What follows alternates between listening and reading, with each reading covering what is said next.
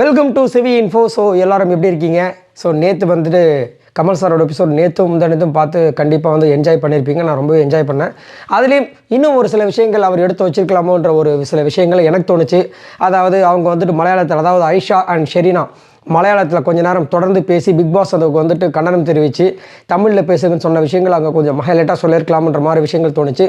அதுக்கப்புறம் தனாவுக்கும் கொஞ்சம் சின்ன சின்ன அட்வைஸ்லாம் கொடுத்துருக்கலாம் அப்படின்னு தோணுச்சு. மற்றபடி பார்த்தீங்கன்னா கமல் சாரோட எபிசோட் வேறு லெவலில் இருந்துச்சு அப்படின்னு சொல்லலாம். அது மட்டும் இல்லாமல் நம்மளுடைய ஏடிகேவோட பர்ஃபார்மன்ஸ் கண்டிப்பாக ரசிச்சிருப்பீங்க.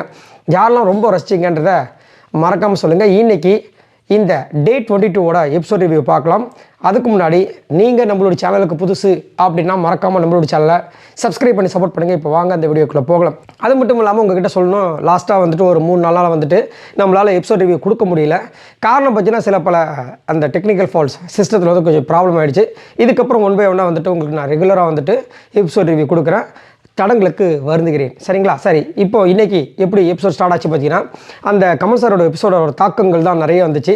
அதில் பார்த்தீங்கன்னா தனா வந்து லாஸ்ட்டாக வந்து நம்ம கமல் சார் கேட்டிருப்பார், யாருக்கெல்லாம் வந்து அசல் இருப்பார்னு நினைக்கிறீங்க, யாரெல்லாம் வந்து அசீம் இருப்பார்னு நினைக்கிறீங்க அப்படின்போது நிறைய பேர் வந்து அசல் தான் சொன்னாங்க. பட் நம்ம தனா வந்து அசீம் இருப்பார்னு நினைக்கிறேன் சார். அது மட்டும் இல்லாமல் அசீம் வந்துட்டு இந்த கெட்ட பேரோட வெளியே போனால் நல்லா இருக்காது, அதனால் அவர் வந்து அதை திருத்திக்கிட்டு வெளியே போனால் இன்னும் நல்லா இருக்குன்னு சொன்னோன்னே அங்கே வந்து கிளாப்ஸ்லாம் இருந்துச்சு. ஸோ அது வந்துட்டு நிறைய பேருக்கு பிடிச்சிருந்தது. ஆனால் அமுதவானுக்கும் ராபர்ட் மாஸ்டருக்கும் பிடிக்கல.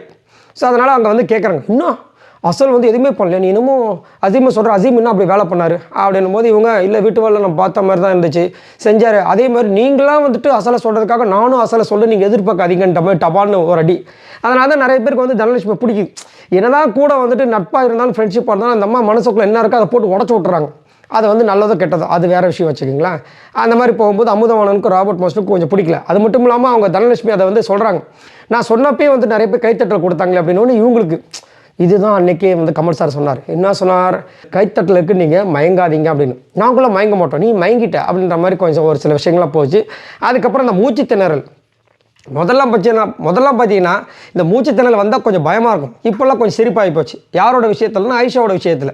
ஏன்னா அவங்களுக்கு மூச்சு திணறல் பார்த்தீங்கன்னா அவங்களுக்கு எப்போல்லாம் தோணுதோ அப்போ வருது, எப்போல்லாம் தேவையில்லையோ அப்போல்லாம் வரமாட்டுது. அதனால் வந்து கமல் சாரை கலாய்ச்சிருப்பார். நேற்று வந்து கமல் சார்கிட்டே வந்துட்டு கொஞ்சம் தவறுதலாக வந்துட்டு நம்ம ஐஷா நடந்துக்கிட்டது நிறைய பேருக்கு வந்துட்டு பிடிக்கல. இப்படி பேசுகிறாங்க. அதுவும் வந்து கமல் சார்கிட்ட என்ன சொல்லிட்டாங்கன்னா, தப்பாலாம் போற்றி பண்ணாதீங்க அப்படின்ட்டு. என்னமோ இவங்க பண்ணதெல்லாமே நல்லதாகவே வெளியில் போற்றி ஆன மாதிரியும், கமல் சாரால் தான் இந்த அம்மாவோட விஷயங்கள் கெட்டதாக போற்றியான மாதிரியும் இந்த அம்மா பேசிட்டாங்க.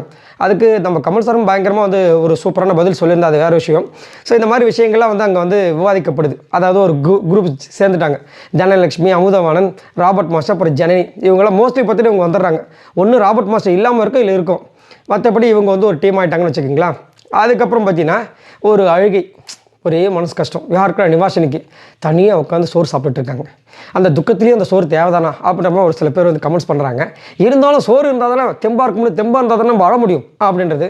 அசல் ஏன் போனாருன்னு அவங்களுக்கு ஒரு வருத்தம். அது மட்டும் இல்லாமல் காலையில் வந்து ஏழேராக எழுந்திரிச்சு கண்ணெல்லாம் வீங்கி போச்சு, முட்டைக்கண்ணு மாதிரி இருக்குது. அந்த கேமராவில் கேட்குறாங்க பிக் பாஸ்கிட்டே, ஏங்க நல்ல பையங்க அசல், அவனையே வெளியே அமிச்சிங்க, ஏன் உங்களுக்கு இந்த வீட்டில் வேறு யாருமே இல்லையே அனுப்புறதுக்கு, அந்த பச்சை மண்ணை வெளியே அமிச்சிருக்கீங்க. அசீம் எவ்வளோ விஷயங்கள் தப்பாக பண்ணார், அவரெல்லாம் உள்ளே வச்சுட்டு இருக்கீங்க, இவரை மட்டும் அமுச்சு விட்டீங்க, தப்புங்க, நீங்கள் ரொம்ப தப்பாக பண்ணிட்டீங்க அப்படின்னு அங்கே புலம்புனதே இல்லாமல் நாமினேஷன்லேயும் புலம்புனாங்க. ஆக்சுவலாக எனக்கு வந்துட்டு அசீமை தான் நாமினேட் பண்ணணும்னு ஆசை. நான் நாமினேட்டும் பண்ணுவேன். ஆனால் நீங்கள் என்ன பண்ணுவீங்க, எப்படி காப்பாற்றிடுவீங்க?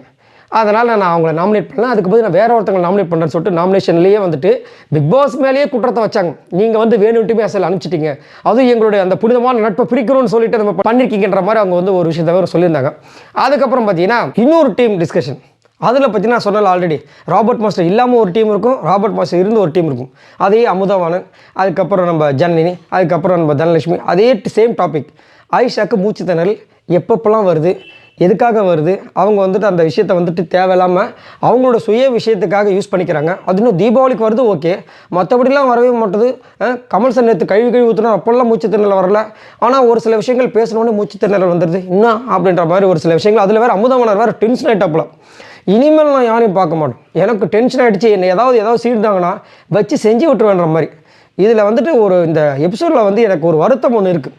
என்னென்னா இப்போ தான் ஒரு காதல் வலையில் அகப்பட்ட அசல் அண்ட் நிவாஷினியை வந்து பிரித்து விட்டாங்க. அசலை வெளியே அமிச்சதுனால இவங்க இதுக்கப்புறம் கொஞ்சம் சுதாரித்து விளையாடுவாங்கன்னு வச்சுக்கோங்களேன். ஏன்னா நிவாஷினி இன்றைக்கெல்லாம் பார்த்தீங்கன்னா கொஞ்சம் அதுலேருந்து லைட்டாக வெளியே வந்து கொஞ்சம் ஓரளவுக்கு நல்லா விளையாண்ட மாதிரி தான் இருந்துச்சு. ஆனால் இன்னொரு காதல் உருவானது. ஆல்ரெடி உருவான காதல் மாதிரி தான். ஒரு பக்கம் மட்டும் இருந்துச்சு. இன்றைக்கி நம்ம ரக்ஷிதா பக்கமும் வந்து க்ரீன் கலர் சிக்னல் காமிச்ச மாதிரி ஒரு ஆகிப்போச்சு. அதுவும் இல்லாமல் ரக்ஷிதா பண்ண விஷயங்கள்லாம் பார்க்கும்போது நம்மளுக்கு ரொம்ப கஷ்டமாக இருக்கும்.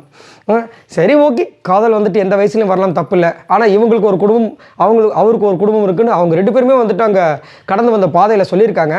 இப்போ வந்து கொஞ்சம் பிரிஞ்சு இருக்காங்க போல இருக்குது. அதுங்களும் வந்து இந்த மாதிரி ஒரு விஷயமா. அதுவும் இல்லாமல் ராபர்ட் மாஸ்டர் வலையில் ரக்ஷிதா விழுந்த மாதிரிலாம் ஒரு சில விஷயங்களை பார்க்கும்போது ஒரு பக்கம் சரி, ஓகே, நல்லா இருக்கட்டும் அப்படின்ற மாதிரி தோணுது. ஒரு பக்கம் கஷ்டமாகவும் இருக்குது. ஏன்னா பிக் பாஸில் இது வரைக்கும் எந்த காதல் உருப்பட்டுருக்கு?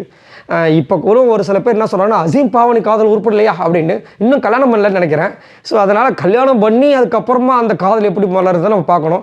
அதனால் இப்போ வரைக்கும் பார்த்தீங்கன்னா எந்த காதல் உருப்படலைன்றது தான் நம்மளுடைய விஷயங்கள். ஏன்னா நம்ம தொடர்ந்து 6வது சீசன் வரைக்கும் பார்த்துட்டு தான் இருக்கோம். எந்த காதல் அப்படி அப்பேற்பட்ட கவின் லாஸ்லியாவே இப்போ பிச்சிங் போச்சு. என்ன சொல்கிறீங்க? அதனால் ஏன் அப்படின்னா ஒரு இதில் வேறு சண்டை வேறு ஆகிடுச்சு. ஷிவின் வந்து சூப்பராக ஒரு டிஷ் ரெடி பண்ணி வச்சுருக்காங்க. இவர் வராரு, வந்து அங்கே ரக்ஷிதா இருக்கிறத பார்த்துட்டு அவருக்கு ஒரு ஹாப்பி. உடனே ரக்ஷிதாவா இப்போ இன்றைக்கி வந்துட்டு நல்லா சாப்பிட போகிறான், ஆனால் செம்ம பசிக்குதுன்னு போது அவங்க என்ன பண்ணிட்டாங்க, இப்பயே பசிக்குதுன்னா போய் கஞ்சி அங்கே இருக்க குடிங்கன்னு இருக்காங்க. ஏன்னா அவர் அதை தான் சாப்பிட்றோம். இவருக்கு டென்ஷன் ஆகிடுச்சு. அது எப்படி என்னை போய் கஞ்சி தண்ணி குடிக்கலன்னு சொல்லலாம் அப்படின்னு சொல்லிட்டு கோச்சிக்கிட்டு போய் வெளியே உட்காந்துட்டார். அதுங்களும் இவங்களை வந்து சமாதானப்படுத்துறதுக்கு 2 தூதுவர்கள் இருப்பாங்க. எப்பயுமே ஒரு லவ்வர்ஸ் அப்படின்னா அதை சமாதானப்படுத்துறதுக்கு 2 பேர் அல்ல கைமா இருப்பாங்க வச்சுக்கங்களேன். ஒன்று ஷெரீனா, இன்னொன்று ஷிவின். இந்த இதுக்கு பொறுத்த வரைக்கும் அப்போ இதில் வர ஷெரீனா ஒரு பக்கம், அவர் ரொம்ப நல்லவர் டி, ஒரு என்டர்டைன்மெண்ட் இருக்கலாம், நீ போய் பேசுன்ற மாதிரி அந்த பக்கம் அந்தம்மா. ஷிவின் வந்துட்டு என்ன சொல்கிறாங்கன்னா, அவர் பாவம் சாப்பிடணும்னு அந்த மனுஷனை இப்படி அமிச்சிட்டியா அப்படின்ற மாதிரி சொல்லிட்டு இந்த பக்கம் அந்த பக்கம் மாறி மாறி பேசி அவங்க 2 பேரும் ஒன்று பண்ணுறதுக்காகவும் இதில் இந்த பக்கம் வந்துட்டு நம்ம ரக்ஷிதா என்ன சொல்கிறாங்க, ஃபஸ்ட்டு அவர் வந்து சொல்லிடுறாப்புல, இல்லை இதுக்கப்புறம் நான் அந்த விஷயத்திலே தலையிட மாட்டேன், ரக்ஷிதா பக்கமே நான் வரமாட்டேன், படுத்து தூங்கவே மாட்டேன், கொஞ்ச நேரத்துக்கு முன்னாடி சொல்கிறாரு. அதுக்கப்புறம் ஷெரீனா கூப்பிட்டு வரேன், அப்படியே ஜொல்லு ஊற்றிட்டே வராப்புல. நமக்கு ரொம்ப கஷ்டமாக இருக்குது. ஏங்க, கடந்து வந்த பாதையில் என் பொண்ணுக்காக நான் வாழ்கிறேன், என் பொண்ணுக்கு நான் தான் அப்பான்னு தெரியும், அப்படி இப்படி புலம்புனீங்க, கடைசியில் இங்கேனா வேற ஒரு பொண்ணுக்கு முன்னாடி சுற்றிட்டு இருக்கீங்க, என்னங்க உங்களுக்கு அப்போ நம்மளுக்கு கொஞ்சம் கோவம் வருது. பட் இருந்தாலும் என்ன பண்ணுறது, அங்கே வந்து அப்படி தான் இருக்குது. இவர் அங்கே வந்து பேசும்போது நம்ம ரக்ஷிதாவோட பேச பார்க்கணுமே, ரொம்ப கஷ்டமாக இருந்துச்சு. அவங்க அந்த வலையில் விழுந்துட்டாங்கன்றது அந்த அவங்களோட அந்த ஆக்டிவிட்டீஸ்லேயே தெரியுது. அப்படியே பேசும்போது அப்படியே குழந்த மாதிரி நானும் சாப்பிட மாட்டேன்னு சொல்கிறது, அப்படியே நம்மளுக்கு அப்படியே பார்க்குறோம். 12வது முடிச்சு காலேஜ் டைமில் பண்ணுற ரியாக்ஷன்லாம் இப்போ இவங்க பண்ணிகிட்ருக்காங்க.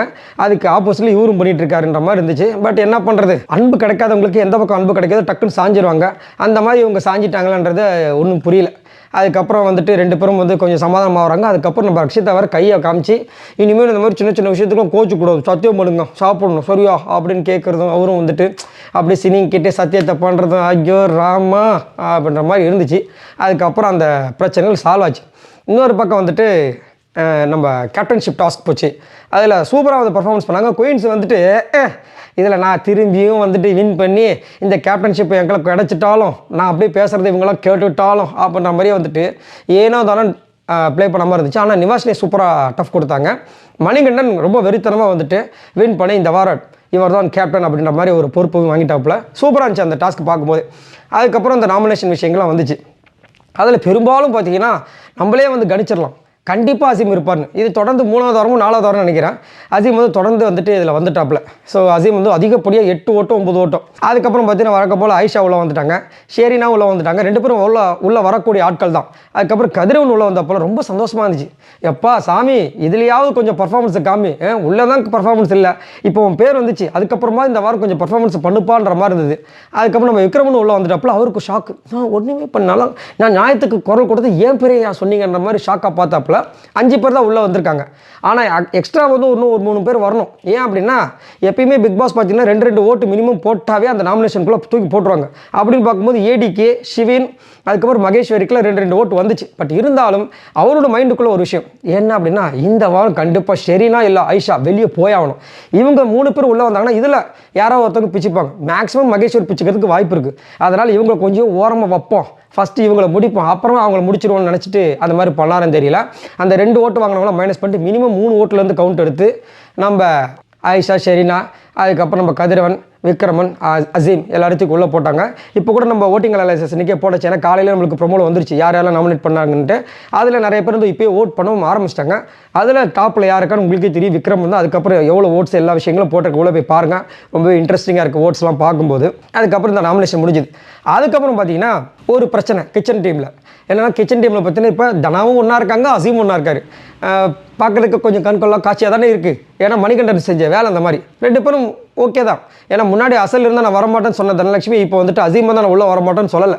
கொஞ்சம் அண்டர்ஸ்டாண்டிங் இருந்தால் சரிதான். அதுக்கப்புறம் இங்கே என்ன நடக்குதுன்னா, முன்னாடி ஒரு வாட்டி ஞாபகம் இருக்கா உங்களுக்கு, நம்ம மகேஸ்வர் வந்து ஏதோ ஒரு சமையல் முன்னாடியே செய்யும்போது இன்னும் இப்பயே செய்யுங்க கேட்கும்போது இன்னும் லூஸ் மாதிரி கேட்குறாங்கன்னு சொல்லியிருப்பாங்க. அதேமாதிரி இங்கே ஒரு விஷயத்தை வைக்கிறாங்க. ஏன்னா சிவன் கணேசன் தான் வந்து அங்கே செஞ்சுட்டு இருக்காங்க. இந்த அம்மா இங்கே வந்துட்டு ஏதோ ஒரு ஐடியா கொடுக்கும்போது ராபர்ட் மாஸ்டர் அங்கே தான் சொல்கிறார், அந்த பொண்ணு செய்யுதுல்ல, நீ எதுக்கு தேவையில்லாமல் அங்கே வந்துட்டு உன்னுடைய இதை வந்து சொல்கிற, நீ பண்ணும்போது நீ பண்ணு, அது வந்து உனக்கு ஏற்ற மாதிரி. இப்போ அந்த பொண்ணை டிஸ்டர்ப் பண்ணாதன்னு கரெக்டாக தான் சொல்கிறேன். அதே மாதிரி ஒரு விஷயத்தையும் சொல்கிறேன் சூப்பராக, உனக்கு ஒரு பிடிச்ச ட்ரெஸ்ஸை போட்டிருக்க, நீ ஏன் இந்த ட்ரெஸ்ஸை போட்டுக்கலாம் அவங்க கேட்டால் நீ என்ன பண்ணுவேன், எனக்கு பிடிச்சிருக்கு நான் போடுன்னு சொல்லல. அதே மாதிரி தான். அப்படின்னா அவங்க அதுக்கும் வச்சுருக்காங்க ஒரு பாயிண்ட். நீங்கள் சொன்னீங்கன்னா நாங்கள் பாயிண்ட் சொல்ல மாட்டோமா அப்படின்ட்டு. என்னென்னா ஏன் அது நான் மட்டும் போகிற ட்ரெஸ், ஆனால் இதில் எல்லாருமே சாப்பிட்றோம்ல, அப்போ நானும் என் கருத்தை சொல்லலாம்ல அப்படின்ற மாதிரி சொல்லும்போது அவர் ரக்ஷிதா மேட்ரு ஏதாவது சொல்லியிருப்பார் போல இருக்குது. இவங்களுக்கு கொஞ்சம் மூஞ்சி ஒரு மாதிரி ஆயிடுது. அதை வந்து அப்படியே அமுதவாணத்தில் சொல்கிறாங்க. மனசு கஷ்டமாயிடுச்சு. எனக்கு தெரிஞ்சு போக போக இந்த வாரத்தில் எனக்கும் ராபர்ட் மாஸ்டருக்கும் கொஞ்சம் முட்டிக்கும்னு நினைக்கிறேன். அப்படின்னும் போது இவர் ராபர்ட் மாஸ்டர் எடுத்தாலும் அமுதவாணன் ஃபஸ்ட்டு இப்படி சொல்லுவார், அப்போலாம் நினைக்காது, அவர் ஒரு புத்தர் மாதிரி ரொம்ப நல்லவர், பிளானிங் கிளீனிங் அப்படிலாம் கிடையாது அப்படின்னும் போது இந்த அம்மா பட்டு உடைச்சிடறாங்க. தனலட்சுமி கிட்ட இருக்கிற ஒரு நல்ல விஷயம் இதுதான். ஃப்ரெண்டாக இருந்தாலும் சரி, என் மனசுக்குள்ளே இருக்கிறது எனக்கு நல்ல விஷயம்னு போடுறதை நான் சொல்லிவிடுவேன். அது உனக்கு கெட்டதாக போடுறதோ நீ தப்பாக நினைக்கிற அதெல்லாம் எனக்கு ஒன்றும் பிரச்சனை கிடையாது அப்படின்ட்டு. இங்கே பாருங்கள், நீங்கள் ராபர்ட் மாஸ்டர்னு சொன்னாவே நீங்கள் எல்லாத்துக்கும் அப்படியே பேசுறீங்க. ஐயோ இந்த வீட்டில் ஃபேவரிசம் இருந்துகிட்டே இருக்குது பண்ணுறாங்க. என்ன தனலட்சுமி, உனக்கு அமுதவாணன் நிறைய ஹெல்ப் பண்ணார், சப்போர்ட் பண்ணார், என் மனசில் கதை நான் சொல்லுவேன் அவ்வளோதான் அப்படின்ற மாதிரி டப்பால் அடித்தோட இவருக்கு ஒரு மாதிரி முதல்ல நான் சொல்கிறத கேளு, சும்மா நீ எல்லாத்துக்கும் பேசிகிட்டு இருக்காத அப்படின்ற மாதிரி பேசினாங்க. அதுக்கப்புறம் லாஸ்ட்டாக ஒரு செம்ம ஃபன்னாக வந்துட்டு எல்லாரும் போய் ஜாலியாக அந்த ஸ்விம்மிங் பூலில் குதிச்சு ஃபஸ்ட்டு விக்ரம தூக்கி போட்டாங்க, அப்புறம் ஒருத்தராக தூக்கி போட்டாங்க, நல்லா இருந்துச்சு. ஆனால் எல்லாரையும் கரெக்டாக போட்டுட்டு சிவன் கணேசனை மட்டும் பாவங்க தலைகளும் போட்டு விட்டாங்க. பாவம் அவங்க போய் முழுகி எந்திரிச்சு, இப்போ எனக்கு பக்குன்னு ஆயிடுச்சு, மூச்சு கீச்சு அடைச்சிக்கிச்சு, ஏதோ ஆயிட போகுது அப்படின்ட்டு. அப்படியே ஜாலியாக இந்த எபிசோட் முடிஞ்சுது. பரவாயில்ல, ஃபஸ்ட் நாள் எப்பவுமே இப்படி ஜாலியாக தான் இருக்கும். அதுக்கப்புறம் தான் சில பேர் ஜோலியாக வந்து ஸ்டார்ட் பண்ணுவாங்க. பார்க்கலாம் எப்படி இருக்குன்னு. சரி, உங்களுக்கு இந்த எபிசோட் பார்க்கும்போது என்ன விஷயங்கள் தோணுச்சு அப்படின்றத மறக்காம கீழே கமெண்ட்ஸ் பண்ணுங்கள். அதே மாதிரி நிறைய பேர் இப்பயே சொல்லிடுறாங்க, ஷெரினா தாங்க வெளியே போவாங்க, இல்லைங்க ஆயிஷா தாங்க வெளியே போவாங்கன்னு. மற்றபடி யார் பேருமே அங்கே அடிப்படலை. கதிரவன்லாம் வந்துட்டு என்ன அப்படி பண்ணாருன்னு ஒன்றும் புரியல. அதுவும் லாஸ்ட் வீக் அந்த பொம்மை நீ பொம்மை நானும் பொம்மை டாஸ்க்லாம் வந்துட்டு அவரை எதிர்க்கிறதுக்கு யாருமே இல்லை. ஒரு பாட்டுக்கு பொம்மையை தறி ஒரு பாட்டுக்கு ஃபஸ்ட்டு ஓட்டார், யாருமே தடுக்கிறதுக்கு ஒன்றுமே இல்லை. மற்றவங்ககிட்டலாம் முட்டி மோதி அதில் குறும்படங்களும் அது இதுன்னு வந்துச்சு. இவருக்கு என்ன இருக்குது, இவருக்கு குறும்படம் போட்டால் இவர் இப்படி குத்த வச்சு உக்காந்தது. அந்த போன சீசனில் அல்டிமேட் சீசனில் பார்த்தீங்கன்னா நம்ம இவருக்கு சொல்லியிருப்பாங்க சதீஷ்க்கு, அந்த மாதிரி தான் இவருக்கு போடணும். அந்த மாதிரி ஆள் இவருக்கெல்லாம் வந்து ஓட்டு போட்டு இவரெல்லாம் வந்து 3rd பிளேஸில் வச்சுட்டு இருக்காங்க.